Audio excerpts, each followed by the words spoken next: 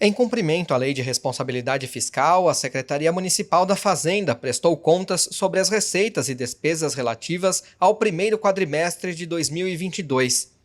Os números foram expostos durante a audiência pública realizada no plenário da Câmara de Guarulhos na última terça-feira, dia 31. Quem apresentou os dados foi o chefe de divisão de Planejamento Financeiro da Secretaria da Fazenda, Guilherme Costa Moreira. Segundo ele, a arrecadação líquida do município, nesses primeiros 4 meses do ano, aumentou em cerca de 217 milhões de reais, com relação ao mesmo período de 2021. Guilherme explica que o principal motivo foi a eficiência na arrecadação de impostos, como ISS-QN, ICMS, IPTU e IPVA, e que o PPI, Programa de Parcelamento Incentivado da Prefeitura, contribuiu para que isso fosse possível. Primeiro, impostos, taxas e contribuição de melhoria, a gente vê que foi de 599 milhões para 715 milhões em 2022, 116 milhões de aumento, explicados principalmente pelo aumento no IPTU, que aumentou cerca de 12 milhões em relação ao ano anterior, a dívida ativa de IPTU por conta do PPI, que ainda teve efeitos no início desse exercício, um aumento de 10 milhões, e principalmente ao aumento na arrecadação do ISS-QN, que só no período apurado somou 60 milhões a mais que o mesmo período do ano anterior. Ainda relevante, a gente vai olhar a receita patrimonial, que teve um aumento de 193%, apesar de percentualmente grande, em valores foi apenas 13 milhões maior, mas cabe aqui salientar que todo ele explicado pelo aumento nas rentabilidades de aplicação financeira. Então, o dinheiro ficando parado na conta por mais tempo, ele rende mais e apresenta esse resultado maior de 2022 em relação a 2021. Olhando um pouco mais abaixo, as transferências correntes, também um salto grande de 1.046 milhões em 2021 para 1.174 milhões em 2022, um aumento de 128 milhões aproximadamente.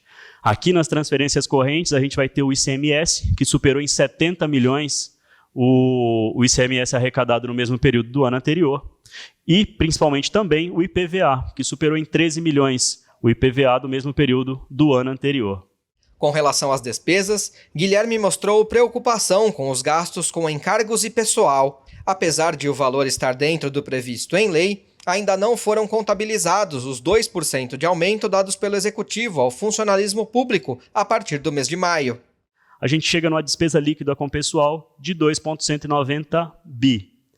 Frente a uma receita corrente líquida de 4,7 bi, a gente chega num percentual de limite de gasto com pessoal de 46,5. Um pouco abaixo do limite de alerta, que é de 48,6, e apesar de, nesse momento, enquadrados, esse é um número que ainda preocupa, por 2 motivos principalmente.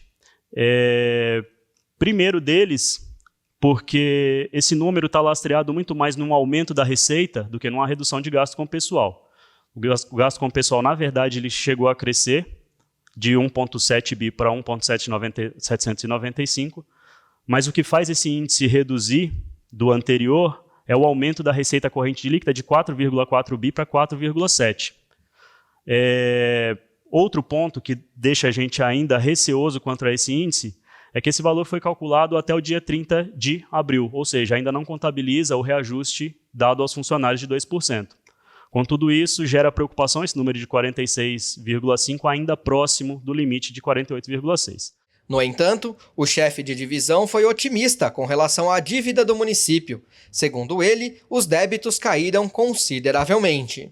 E aqui, vamos primeiro observar a dívida consolidada líquida, que vai de 2,316 bilhões em 31/12 para 2,228 bilhões em 30 de abril, uma variação de 90 milhões negativos. Explicando essa variação da dívida consolidada, a gente vai ter aqui a disponibilidade de caixa, que aumenta de 558 milhões para 799, e principalmente os restos a pagar processados, que vão de 175 milhões para apenas 39 milhões, uma variação de quase 140 milhões.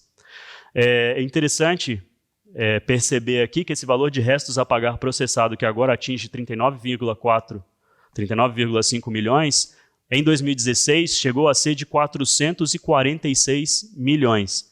Então, o número 39 aqui ele é bastante relevante nessa análise.